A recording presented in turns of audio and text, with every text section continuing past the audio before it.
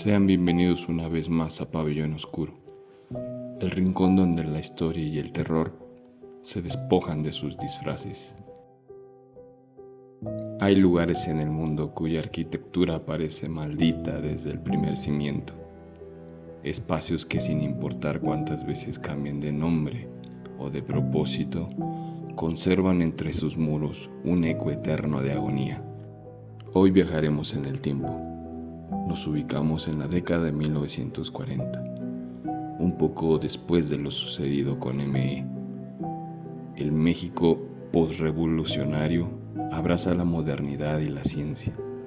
La antigua Escuela Nacional de Medicina, ubicada en la esquina de las calles de Perpetua y Sepulcros, es el orgullo de los hombres de ciencia. Sin embargo, para los estudiantes de la época, las guardias nocturnas ocultaban un secreto macabro, basado en crónicas, diarios y testimonios reales de médicos que alguna vez fueron escépticos. Hoy abrimos el expediente, el portal de los ajusticiados. Apaga las luces, busca un lugar seguro y acompáñame, si te atreves. Para entender el horror que los estudiantes de medicina vivieron a mediados del siglo XX, debemos excavar en el pasado de sus mismos muros. 300 años atrás, este imponente edificio de piedra volcánica no albergaba libros de texto ni estetoscopios. Era el mismísimo Palacio de la Inquisición. Aquí, bajo el amparo de la fe y el secreto, cientos de almas acusadas de brujería, herejía o laicismo sufrieron tormentos que la historia apenas se atreve a documentar. Las llamadas cárceles perpetuas eran sótanos oscuros donde el aire faltaba y el dolor se convertía en el único lenguaje. La energía de la desesperación no se desvanece, se acumula. Se impregna en los poros de la piedra volcánica, y cuando la Escuela de Medicina ocupó el recinto, la ciencia tuvo que compartir el espacio con los residuos de la tortura. Hacia 1944, los antiguos calabozos se habían transformado en laboratorios. Las celdas de castigo ahora resguardaban frascos de formol, pero las reglas informales del lugar se transmitían como un perturbador legado entre los alumnos. Los de grados superiores advertían a los novatos y les decían: a la medianoche el palacio recupera a sus dueños. Los registros informales y las memorias estudiantiles de esa década coinciden en fenómenos insólitos: bombillas que estallaban al unísono a las 3 de la mañana, corrientes de aire helado que apagaban los mechoneros Bunsen en habitaciones completamente cerradas, y una densa neblina que brotaba del suelo de los patios interiores. Incluso en las noches más secas de la capital, la ciencia se negaba a creerlo, hasta que la mesa número 7 reclamó su primera víctima psicológica. Ocurrió durante una fría noche de octubre. Las crónicas protegen la identidad real del alumno bajo el seudónimo de Andrés, un joven de tercer año, conocido por su mente analítica y su total escepticismo ante lo paranormal.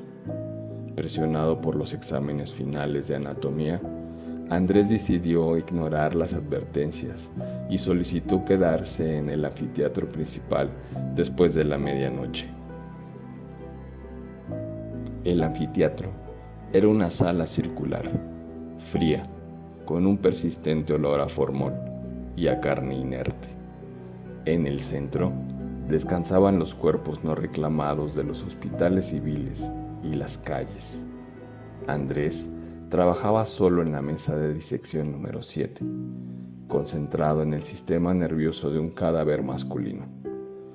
El silencio era total, interrumpido únicamente por el roce de su bisturí. Fue exactamente a las 12:15 cuando la temperatura de la sala descendió de forma tan abrupta que el aliento de Andrés comenzó a materializarse frente a él. como un humo blanco. Sus manos, entumecidas, soltaron las pinzas, y entonces, de las profundidades de la mesa número 7, emergió un sonido. Un raspado seco, el sonido inequívoco de uñas largas, duras y desgastadas, rascando el acero inoxidable por debajo de la camilla. Andrés se congeló, pensando que se trataba de un roedor atraído por los restos biológicos. Se agachó para revisar el suelo. No había nada. El espacio bajo la mesa estaba vacío, pero al incorporarse, un frío mortal recorrió su espalda. El brazo izquierdo del cadáver, que previamente había sido fijado y amarrado sobre el pecho, ahora colgaba rígidamente hacia el suelo. Sus dedos rígidos apuntaban directamente hacia el rincón más oscuro del anfiteatro. El pulso de Andrés se aceleró.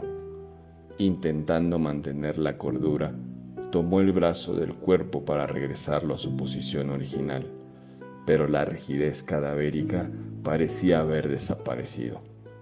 El miembro se sentía extrañamente cálido. En ese instante, la única bombilla que iluminaba el anfiteatro parpadeó violentamente y estalló, sumergiendo la sala en una penumbra casi absoluta, rota solo por la débil luz de la luna que se filtraba por los ventanales altos. Andrés abandonó sus herramientas y salió al pasillo en busca del velador del edificio. Fue al cruzar el umbral cuando el aire se volvió irrespirable. De los muros de piedra volcánica comenzó a emanar un lamento, un murmullo incomprensible de múltiples voces superpuestas, como un rezo fúnebre pronunciado por docenas de personas atrapadas en la pared. Al mirar hacia el fondo del corredor de las antiguas cárceles, Andrés lo vio. No era una confusión de sombras, era una silueta humana de gran estatura, envuelta en lo que parecía ser un hábito religioso, andrajoso y quemado. La entidad no caminaba, se desplazaba flotando a escasos centímetros del suelo, con una rigidez espantosa. Lo que desmoronó la mente del joven estudiante no fue la aparición en sí, sino la mirada. Bajo la capucha de aquella túnica, donde debían estar los ojos, Andrés describió dos cuencas vacías que, sin embargo, emitían un brillo de rencor absoluto, un odio ancestral que parecía culpar a los vivos por los tormentos del pasado. El estudiante no miró atrás. Corrió con todas sus fuerzas hacia la salida principal, dejando atrás sus apuntes, su abrigo y su fe en la ciencia pura. El joven, llorando de terror, pudo ver que bloqueando la puerta estaba la silueta de gran estatura vestida con los harapos quemados de un hábito de la Inquisición. Pero no estaba lejos, estaba a centímetros de él. Bajo la capucha no había vacío, había un rostro de carne viva, quemada y flotante, sin párpados, que lo miraban con un hambre atroz. La entidad abrió la boca, una cavidad negra e infinita, de donde escapó el lamento de todas las víctimas torturadas en ese palacio. Andrés no recuerda cómo llegó a la calle. Los guardias lo encontraron a las 3 de la mañana en la acera exterior, arañando las puertas de madera, con las uñas ensangrentadas y repitiendo una sola frase: los ojos de la piedra me están mirando. Andrés pasó el resto de sus días en un hospital psiquiátrico, con los dedos marcados por el abrazo del muerto de la mesa 7.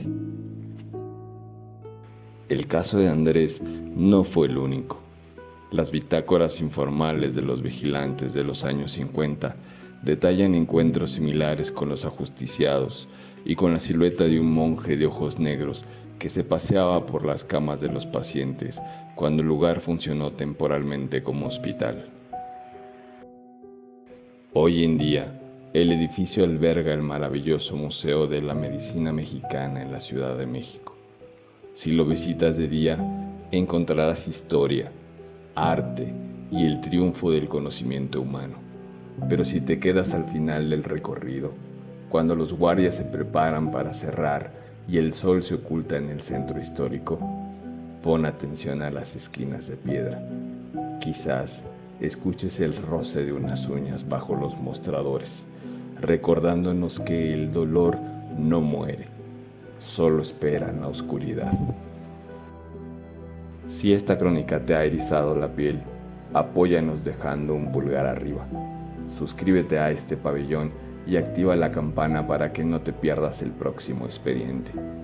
Cuéntame en los comentarios, ¿te atreverías a pasar una noche a solas en este museo? Esto fue Pabellón Oscuro. Apaga la luz y duerme, si puedes.